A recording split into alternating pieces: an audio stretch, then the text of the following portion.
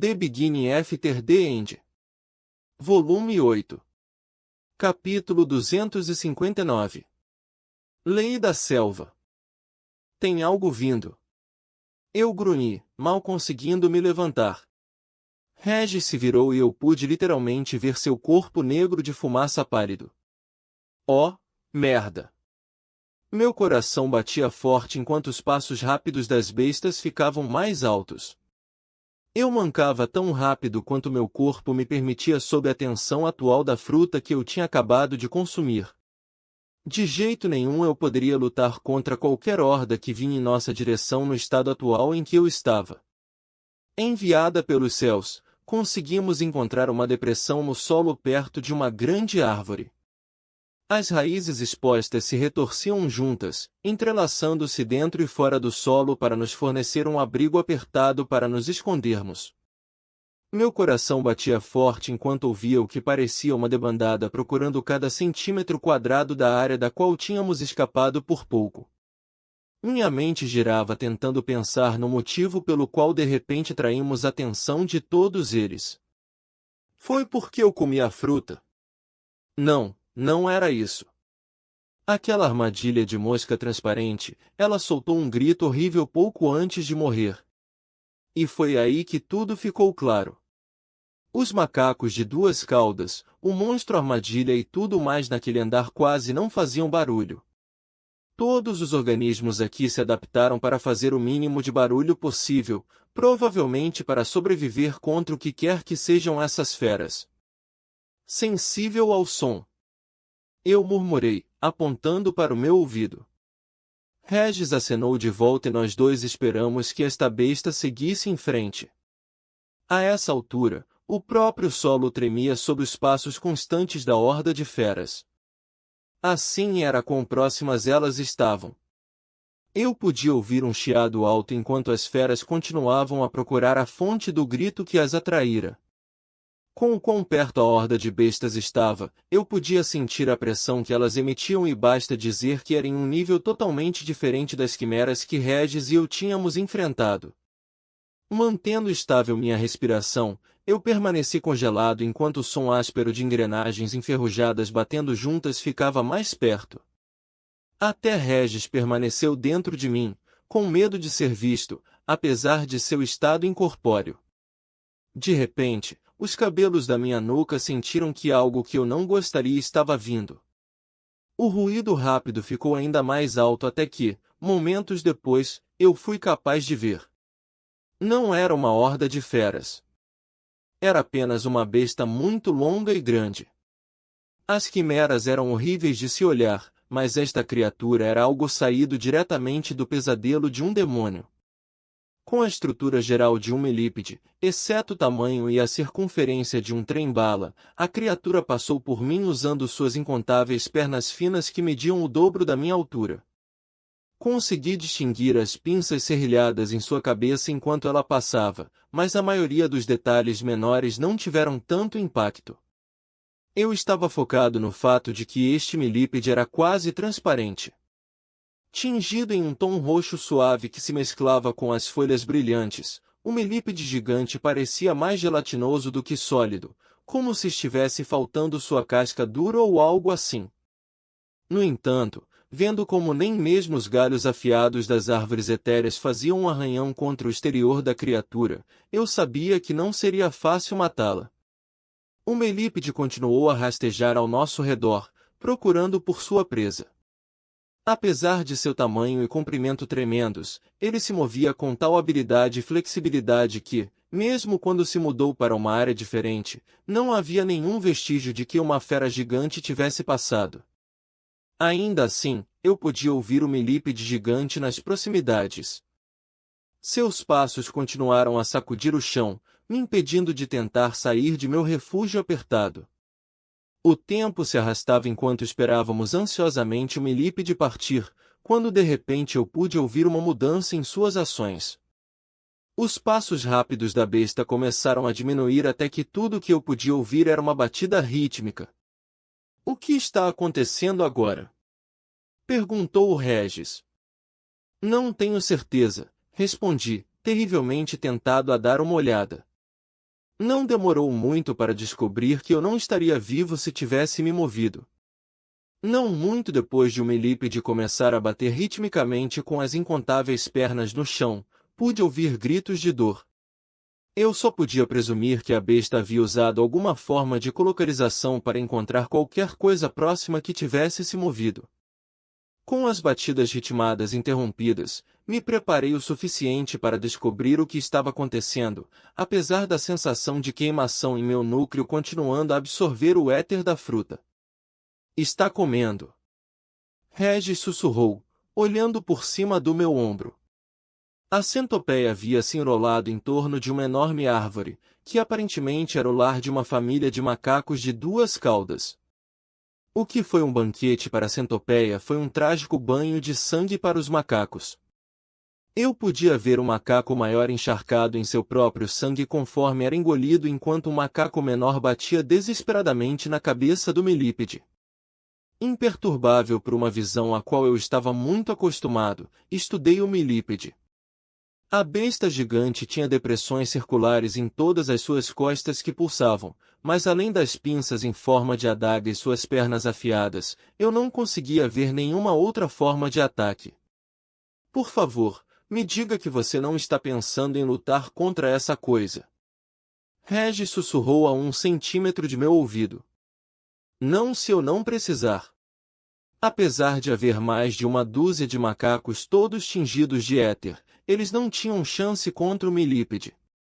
Não demorou muito para que mais da metade deles fossem consumidos enquanto a outra metade desistiu e escapou para salvar suas vidas. Quando o milípede finalmente se desenrolou da árvore gigante e começou a deslizar para longe, não pude deixar de notar os macacos dentro do corpo da fera. Durante a batalha, os macacos pegaram pedras do chão para usar como armas. Estas também foram consumidas junto com os macacos. Enquanto os corpos das bestas de duas caudas estavam murchando, como se seu éter estivesse sendo sugado para fora de seus corpos, um leve brilho começou a envolver a rocha que o milípede havia consumido junto do resto. Depois de viajar algumas horas na direção oposta de onde a centopeia havia ido ao terminar sua refeição, finalmente consegui passar algum tempo absorvendo o resto da fruta. Embora a primeira mordida tenha sido uma experiência agonizante que poderia ter me feito ser morto pelo milípede, as mordidas subsequentes fizeram parecer que tudo valeu a pena. Comecei com pequenas mordidelas, com medo de encontrar outra onda de dor. Em vez disso, fui recebido com uma sensação avassaladora de calor se espalhando por todo o meu corpo e se aglutinando em volta do meu núcleo. Sem medo, dei mordidas maiores enquanto meu núcleo devorava avidamente a essência etérica da fruta. O que foi ainda mais fascinante foi que, depois de polir a fruta, o éter em meu corpo havia perdido um pouco de sua tonalidade avermelhada, e isso foi antes de meu corpo ter absorvido completamente toda a essência etérica. Não sabia exatamente o que significava a mudança de cor, mas eu sabia que havia ficado mais forte. O tempo não passou nem rápido nem devagar neste andar. Com pouca necessidade de dormir tão frequentemente sem sol no céu, meu relógio biológico se tornou praticamente inútil. Enquanto continuávamos procurando pela saída, minha mente continuou a pensar em nosso encontro com o milípede translúcido. Mais especificamente, como as entranhas da besta haviam absorvido completamente o éter dos macacos que ela devorou, exceto como uma camada de éter parecia estar se formando ao redor da pedra. Tur! Regis retrucou, sua voz a apenas alguns centímetros do meu ouvido. O que? Eu assobiei, surpreso. Eu estava dizendo. Regis se estressou, seus grandes olhos brancos se estreitando. Que precisamos pensar em uma frase de batalha para nosso ataque combinado. Eu levantei uma sobrancelha. Nosso ataque combinado. Sim. Você sabe, quando eu entro em sua mão e faço seu punho virar todo preto e roxo esfumaçado. No calor da batalha, você vai precisar de algo mais conciso para dizer. Minha reação inicial foi rejeitar sua ideia tola, mas havia algum mérito no que meu companheiro negro flutuante estava sugerindo. Tudo bem. Eu suspirei, cedendo. O que você tem em mente? Os olhos de Regis se arregalaram de surpresa. Isso é sério? Achei que você fosse ser um resmungão. Lançando-lhe um olhar penetrante, envolvi meu corpo em éter enquanto levantava a mão para bater nele.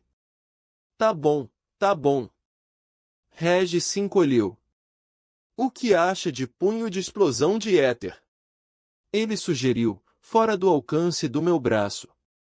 Não. Eu disse categoricamente enquanto meus olhos continuavam procurando por qualquer sinal de uma saída. Destruidor do vazio etérico? Não. Morte das sombras in? Não. Eu o cortei. De onde você está tirando esses nomes ridículos? Suas antigas memórias como Grey, jogando aqueles jogos de arcade me vêm à mente. Regis respondeu simplesmente. Oh! Que tal? Não. Tá, tá. Agora é sério. Que tal algo simples como fist style, estilo de punho, ou fistform, forma de punho? Eu pensei sobre isso por um minuto antes de sugerir algo. E quanto a gauntletiforme, forma de manopla? Sim! Exclamou Regis, tremendo de excitação. É disso que estou falando. Muito alto. Eu rebati, minha cabeça virando para trás. Relaxe. Eu vi aquele inseto gigantesco voltar para seu buraco perto do centro deste andar. Estamos a horas de distância dele. Você viu sua toca? Eu perguntei, chocado. Sim, enquanto você estava absorvendo a fruta. Não foi tão difícil descobrir com quanta essência etérica aquele lugar estava exalando. Regis explicou antes que seus olhos se estreitassem em suspeita. Por quê? Você não está pensando em tentar lutar contra aquela coisa, certo? Vamos apenas procurar a saída. Eu dispensei. Enquanto isso, as engrenagens em meu cérebro continuavam girando.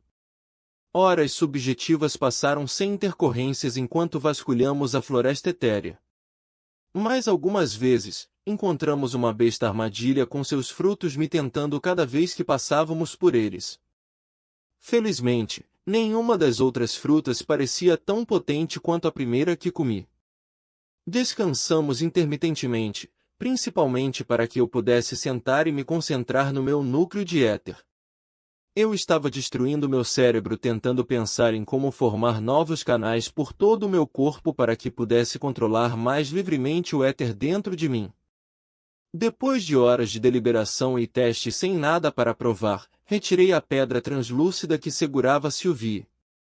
Tornou-se um hábito para mim ficar olhando para ela sem pensamentos sempre que as coisas ficavam difíceis ou quando eu estivesse me sentindo sobrecarregado.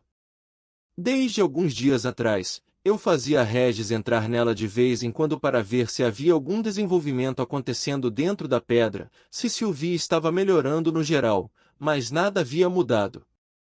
Porém desta vez foi diferente. Se era porque meu núcleo tinha ficado mais forte depois de consumir a fruta, eu não sabia. Mas, enquanto continuava segurando a pedra, eu podia sentir algo puxando minhas mãos que estavam envoltas na superfície lisa da pedra. Você aceitará o éter desta vez, SYLV? Eu pensei enquanto empurrava o éter do meu núcleo. Demorou apenas alguns minutos até que todo o meu núcleo de éter houvesse sido drenado, me deixando fraco e tremendo. Agarrei. O que aconteceu? Regis, que estava inspecionando o perímetro, voou para o meu lado. Eu levantei minha mão. Eu estou bem. Estou mais do que bem. Um sorriso se formou em meu rosto enquanto eu olhava para a pedra translúcida que parecia um pouco mais brilhante do que antes. Graças a SYLV, acho que encontrei uma maneira de talvez controlar o éter dentro de mim. Isso é ótimo. Mas também tenho boas notícias. Disse Regis com um sorriso. Acho que encontrei a saída deste andar. Coloquei a pequena pedra de volta em meu colete. Não. Não podemos partir ainda. O quê? Por quê? Regis entrou em pânico. Você está machucado. Nada disso. Meus pensamentos voltaram para o milípede e a maneira como ele criava uma casca de éter em torno de tudo que não conseguia digerir. De acordo com Regis, também houve um grande influxo de éter proveniente de sua toca. Se meus pensamentos estivessem corretos, então mesmo arriscando minha vida. Não. Eu já havia decidido que precisava arriscar minha vida para superar todos os desafios que enfrentaria ao sair daqui. Virei-me para Regis e falei cheio de fervor em minha voz. Nós vamos matar aquele milípede.